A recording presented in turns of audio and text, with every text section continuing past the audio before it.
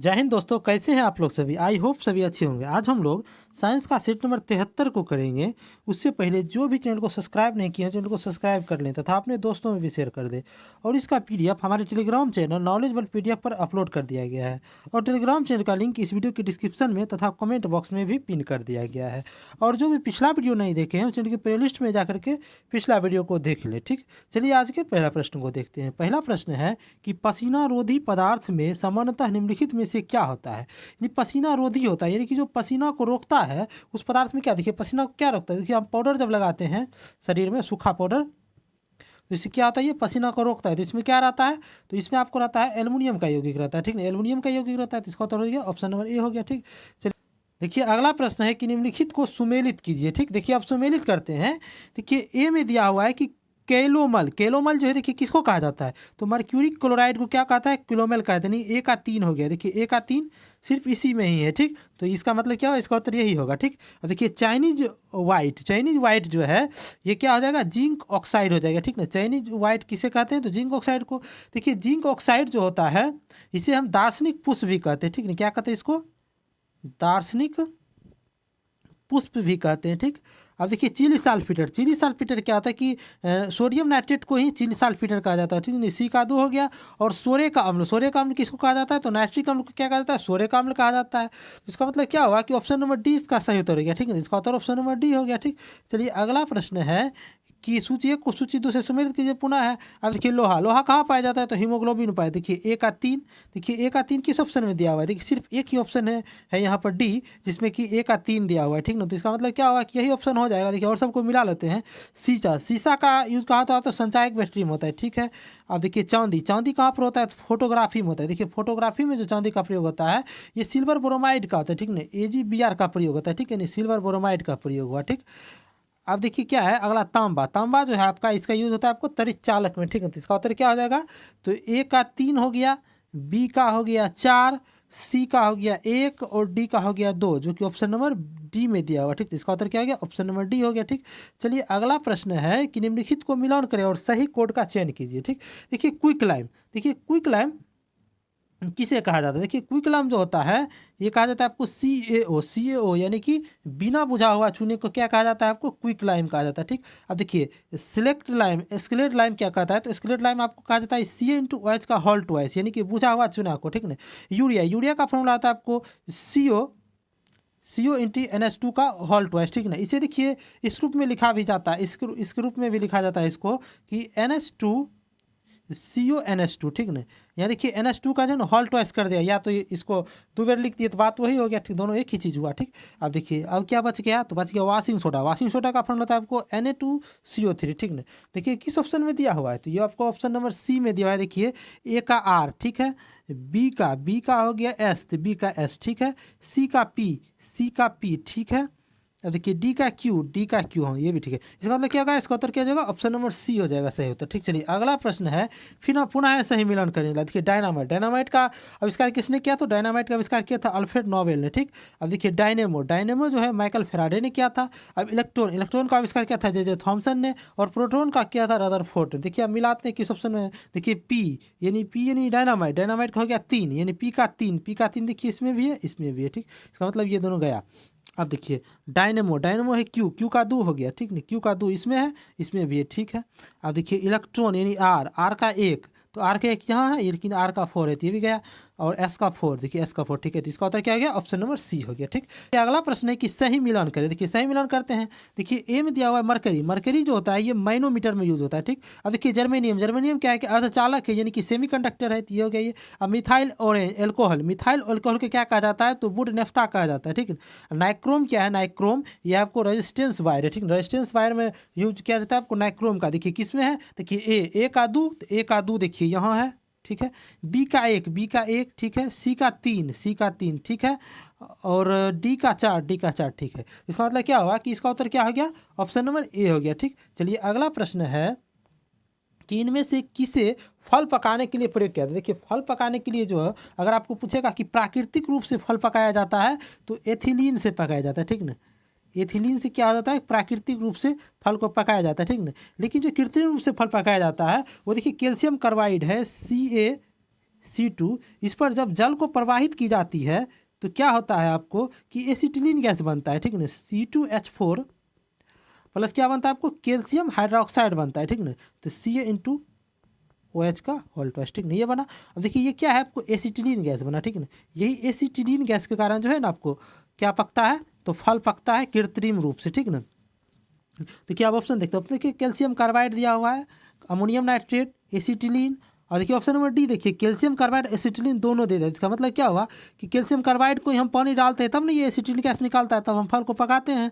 तो इसका सटीक उत्तर ऑप्शन नंबर डी हो जाएगा, ठीक। चलिए अगला प्रश्न है कि प्रोटीनों यानी प्रोटीन के पाचन में सहायक एंजाइम कौन सा है। देखिए प्रोटीन का पाचन जो होता है ये दो जगह होता है, ठीक है। सबसे पहले देखिए अमाशय में जो प्रोटीन का पाचन होता है वो आपको पेप्सिन के कारण होता है, ठीक ना, पेप्सिन। और जब छोटी आंत में होता है आपको प्रोटीन का पाचन तो क्या होता है वहाँ पर, ट्रिप्सिन के द्वारा होता है, ठीक ना। ट्रिप्सिन के द्वारा जो छोटी आंत में पाचन होता है। देखिए किस ऑप्शन में दिया है, ऑप्शन नंबर देखिए सी में दिया हुआ है ट्रिप्सिन, ठीक है। तो इसका उत्तर क्या हो जाएगा, प्रोटीन का पाचन में सहायक है ट्रिप्सिन एंजाइम, ठीक। चलिए अगला प्रश्न है कि मानव तंत्र में निम्नलिखित में से कौन सा एक पाचक एंजाइम नहीं है। पाचक एंजाइम बोला है, देखिए एंजाइम की ट्रिप्सिन है ही, टाइलिन भी है और पेप्सिन भी है, लेकिन जो ये गैस्ट्रिन ये क्या है, पाचक एंजाइम नहीं है, ठीक। इसका उत्तर क्या हो गया, ऑप्शन नंबर बी हो गया, ठीक।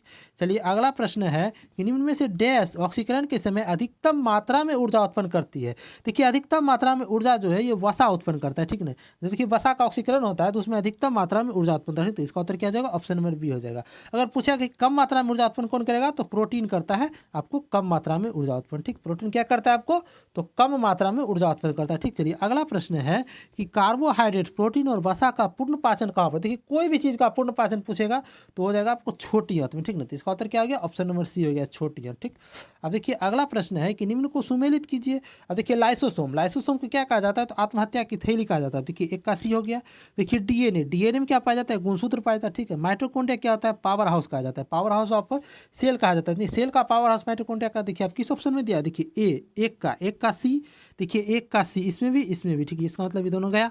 अब देखिए डीएनए बी का दो का बी, तो दो का बी इसमें है, इसमें नहीं है, तो ये भी गया। अब देखिए तीन का एक देखिए, ठीक है।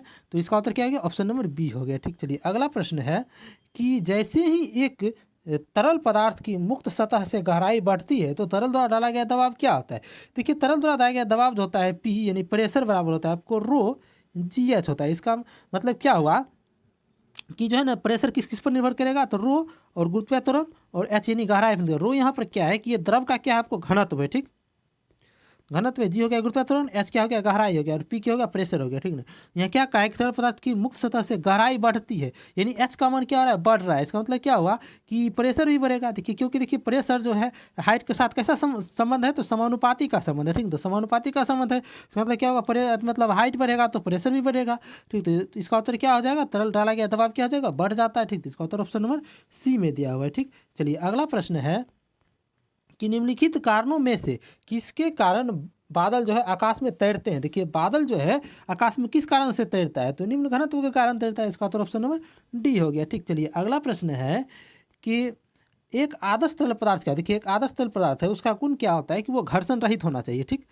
घर्षण रहित होना चाहिए और संपीड्य होना चाहिए और असंयन भी होना चाहिए, ठीक। ये किस ऑप्शन, देखो ऑप्शन नंबर डी में दिया हुआ है, घर्षण रहित और असंप्रिय होना चाहिए, ठीक। चलिए अगला प्रश्न है कि आवृत्ति और कलावधि के बीच क्या संबंध। देखिए आवृत्ति को देखिए, आवृत्ति जो होता है उसे एन से डिनोट किया जाता है और इसे जो है ना म्यू से भी डिनोट किया जाता है, ठीक ना। आवृत्ति को देखिए आवृत्ति बराबर क्या होता है, फॉर्मूला 1/आवर्तकाल, ठीक। आवर्तकाल को टी से डिनोट किया जाता है। देखिए यहाँ टी के टर्म में दिया है, ठीक। तो टी बराबर क्या हो जाएगा आपको 1/आवृत्ति यानी कि एन या म्यू हो जाएगा, ठीक है। तो एन या म्यू, देखिए म्यू किस ऑप्शन, देखो ऑप्शन नंबर डी में दिया है 1/म्यू, ठीक है। इसका उत्तर क्या हो जाएगा, ऑप्शन नंबर डी हो जाएगा, ठीक। चलिए अगला प्रश्न है कि चित्र में दर्शाए गए परिपथ में मिश्रित प्रतिरोध क्या होगा। देखिए समांतर क्रम में जब प्रतिरोध जुड़ा रहता है तो उसको मिश्रित करने के लिए क्या होता है समांतर क्रम में, देखिए 1/R1 plus 1/R2 plus 1/R3 जहाँ तक रहेगा वहाँ तक रहेंगे समतुल्य प्रतिरोध निकालने के लिए, ठीक। जब समांतर क्रम में रहेगा, ठीक। और जब देखिए श्रेणी क्रम में रहता है, देखिए जब श्रेणी क्रम में रहता है तो उसमें क्या कहा जाता है, तो आर समतुल्य इजकल टू क्या होता है कि R1 plus R2 plus R3, ठीक। अब देखिए हम प्रश्न में देखिए यहाँ देखिए 8 ओम और 8 ओम ये कैसा है, तो ये समांतर क्रम संयोजन है। तो समांतर क्रम संयोजन को समतुल्य इसको निकालेंगे जब 8 ओम को, क्या हो जाएगा 1/8 प्लस 1/8 यानी क्या हो जाएगा, ये 2/8 हो गया, ठीक नहीं, यानी कि 1/4 हो गया, ठीक है। तो R समतुल्य क्या हो जाएगा आपको 4 हो गया, ठीक। यहाँ पूरा मिला करके कितना हो गया, तो 4 ओम प्रतीत हो गया, ठीक। इसको पूरा मिला करके प्रतीत हो गया आपको 4 ओम, ठीक है। अब देखिए इसको निकाल लेते हैं, इसको निकालेंगे तो क्या कर देखिए 9 ओम है, तो ये भी श्रेणी समांतर क्रम में ही है। तो देखिए 1/9 प्लस 1/9 प्लस 1/9 हो जाएगा। इसका मतलब क्या होगा, ये होगा 3/9 यानी कि 3/3 यानी क्या होगा समतुल्य प्रतीत हो गया आपको 3 हो गया जब पलटेंगे आर को, तो ठीक है। देखिए तो ये 3 हो गया, जब इसको हम पूरा को जब हटाते हैं तो क्या हो जाता है, यानी कि ये पूरा की जगह 9 ओम की जगह क्या जगह टोटल यहाँ पर जगह 3 ओम हो जाएगा, ठीक है। 3 ओम हो गया, यहाँ 4 ओम हो गया, ठीक है। आप देखिए ये दोनों का कैसा फोटो बनेगा, देखिए ऐसा बनेगा। देखिए आप दोनों श्रेणी क्रम में हो जाएगा, ये देखिए 3 ओम का हो गया और ये हो गया आपको 4 ओम का। आप देखिए श्रेणी क्रम में जब इसको हम जोड़ेंगे तो क्या होगा, R समतुल्य बराबर, तो R1 प्लस R2, तो R1 है 4 प्लस R2 है 3, क्या हो गया 4 3 7 हो गया। तो समतुल्य प्रतीत क्या हो गया टोटल का, तो 7 ओम हो गया, जो कि ऑप्शन नंबर सी में दिया हुआ है, ठीक। चलिए अगला प्रश्न है कि 100 वोल्ट के विभवांतर पर किसी चालक में 6 एम्पियर की विद्युत धारा प्रवाहित होती है तो खर्च की गई शक्ति। देखिए शक्ति क्या होता है, पी से डिनोट किया जाता है शक्ति को। देखिए पी बराबर फार्मूला क्या क्या होता है, देखिए पी बराबर होता है आपको VI, ठीक है। पी बराबर देखिए इसी को जब हम आगे सॉल्व करते हैं तो क्या आ जाता है, पी बराबर V² आ जाता है, ठीक ना। एक और आ जाता है इसको सॉल्व करने पर I² हो जाता है, ठीक ना। अब देखिए हमको दिया क्या क्या है, देखिए 100 वोल्ट यानी कि V का मान दे दिया, विभवांतर हमको V दे दिया है, तो 6 एम्पियर यानी कि I का मान दे दिया, ठीक है। तो हमको P निकालना है, तो P बराबर देखिए यहाँ पे VI फार्मूला लगाएंगे, तो VI, तो V की जगह पर क्या लिखेंगे, तो 100, V की जगह पर क्या लिखेंगे 100 इंटू I की जगह पर 6 एम्पियर, ठीक। अब देखिए क्या हो जाएगा टोटल, तो 600 वाट हो जाएगा, ठीक ना, जो कि किस ऑप्शन में दिया हुआ है, तो ऑप्शन नंबर ए में दिया हुआ है 600 वाट, ठीक। चलिए इसका उत्तर क्या हो गया आपको, ऑप्शन नंबर ए हो गया 600 वाट, ठीक। चलिए अगला प्रश्न है, देखिए अगला प्रश्न है कि 3 ओम 2 ओम और 5 ओम के क्रम से 3 प्रतिरोध को 12 वोल्ट की बैटरी से श्रेणी क्रम में जोड़ा है। किस क्रम में जोड़ा है, तो श्रेणी क्रम में जोड़ा है। तो प्रतिरोध का कुल प्रतिरोध की श्रेणी क्रम इसको जोड़ देते हैं। देखिए पहला है 3 ओम का, दूसरा है 2 ओम का, तीसरा है 5 ओम का, ठीक। सबको क्या किया आपको एक बैटरी के साथ जोड़ दिया, ठीक। एक बैटरी है इसके साथ ये 12 वोल्ट का ये बैटरी है, तो श्रेणी क्रम इसको जोड़ दिया। ये है 3 ओम, ये है आपको 2 ओम और ये है 5 ओम। श्रेणी क्रम में क्या होता है समतुल्य प्रतिरोध कि R समतुल्य बराबर होता है श्रेणी क्रम में क्या होता है, R1 plus R2 plus R3 जहाँ तक रहेंगे, ठीक। यहाँ देखिए क्या है, तो R1 3 plus R2 2 plus R3 कितना है 5 है, कितना हुआ 3 2 5 5 10, टोटल हो गया आपको 10 ओम, जो कि किस ऑप्शन में दिया है, तो ऑप्शन नंबर आपको किस में दिया हुआ है 10 ओम, तो 10 ओम दिया है आपको ऑप्शन नंबर बी में दिया हुआ, ठीक। इसका उत्तर ऑप्शन नंबर बी हो गया, ठीक। चलिए अगला प्रश्न है कि X1 और X2 के बीच प्रतिरोध का मान क्या होगा। देखिए विद्युत धारा जब चलता है क्या होता है, विद्युत धारा जो हमेशा जो ये कम प्रतिरोध का मार्ग चुनेगा, ठीक है ना। जैसे देखिए विद्युत धारा के लिए एक परिपथ है, देखिए यहाँ देखिए आपको 5 ओम का है, ठीक। और यहाँ देखिए इसी से धारा आ रहा है सेम, ये समांतर क्रम में यहाँ जुटा हुआ है, ठीक। अब देखिए ये 5 ओम का है, ये 10 ओम का है, ठीक ना। तो यहाँ विद्युत धारा जो है ना हमेशा जो 5 ओम की ओर जाएगी, यानी कि कम प्रतिरोध का मार्ग चुनेगा, ठीक ना। अब उसी तरह देखिए यहाँ पर क्या है, यहाँ पर देखिए 10 ओम का प्रतिरोध है, ठीक ना, लेकिन यहाँ पर कोई प्रतिरोध नहीं है, ठीक ना, कोई प्रतिरोध नहीं है। तो ये कौन सा मार्ग चुनेगा, तो निम्न प्रतिरोध का मार्ग चुनेगा। तो विद्युत धारा किधर होकर चल जाएगी, देखिए विद्युत धारा किस होकर जाएगी, देखिए विद्युत धारा देखिए इधर से आएगी और ये पथ को छोड़ देगी और इधर से चल जाएगी, यानी कि इधर कम प्रतिरोध इधर से चल जाएगी। इसका मतलब क्या हुआ कि इसका प्रतिरोध क्या हो गया, टोटल का X1 और X2 के बीच का प्रतिरोध, X1 और X2 के बीच का प्रतिरोध क्या हो गया, तो 0 हो गया। तो इसका उत्तर ऑप्शन नंबर सी हो गया 0, ठीक। चलिए ये आज का अंतिम प्रश्न था। जो भी चैनल को सब्सक्राइब नहीं किया चैनल को सब्सक्राइब कर ले तथा अपने दोस्तों में भी शेयर कर दे।